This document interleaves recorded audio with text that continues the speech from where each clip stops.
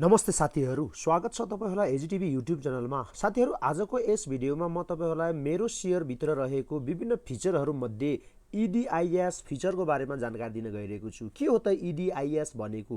यो फिचर हामी किन प्रयोग गर्छौं? साथीहरु, EDIS को फुल फर्म चाहिँ इलेक्ट्रोनिक डेलिभरी इन्स्ट्रक्सन स्लिप हुन्छ। साथीहरु, तपाईहरुले सेकेन्डरी मार्केटबाट आफ्नो सेक्युरिटीजहरु, आफ्नो शेयर डिबेन्चरहरु बिक्री गर्नु भएको छ भने अब त्यो बिक्री गरेको तपाईको सेक्युरिटीजलाई चाहिँ ब्रोकरले पठाएको आईडीमा ट्रान्सफर गर्नुपर्ने हुन्छ।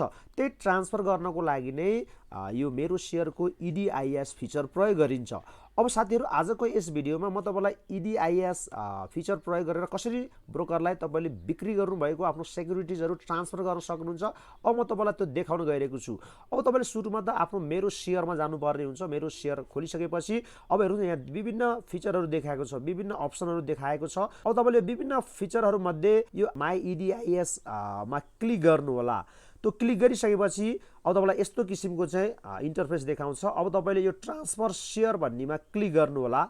साथीहरु, हेर्नुस् त, यहाँ मलाई ब्रोकरले चाहिँ यहाँ सेटलमेन्ट आईडी पठाइसकेको छ र सेटलमेन्ट डेट पनि पठाएको छ। मैले चाहिँ हिजो शेयर बिक्री गरेको थिएँ तीनवटा कम्पनीको। मलाई ब्रोकरले सेटलमेन्ट आईडी पनि पठाएको छ र सेटलमेन्ट डेट पनि यहाँ पठाएको छ। मैले यो 25 गते भित्र चाहिँ मैले यो शेयर ट्रान्सफर गरिसक्नु पर्ने हुन्छ। साथीहरु, तपाईले शेयर बिक्री गरिसकेपछि ब्रोकरले तपाईहरुलाई त्यही दिन, जुन दिन तपाईले शेयर बिक्री गर्नुभयो त्यसकै बेलुका अथवा भोलि बिहान तपाईलाई चाहिँ यस्तो किसिमको चाहिँ सेटलमेन्ट आईडी पठाउँछ।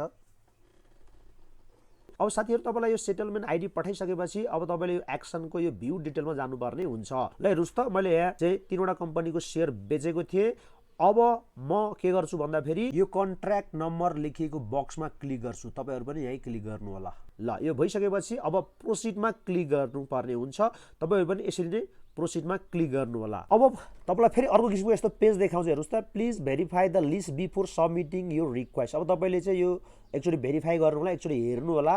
त्यसपछि यहाँ आई एग्री टु डेलिभरमा चाहिँ यो बक्समा टिक लगाउनु होला र कन्फर्म गर्नु होला। अब साथीहरु, हेर्नुस् त, यो हरियो रङको बक्समा successfully requested for transfer share भनेर आएको छ।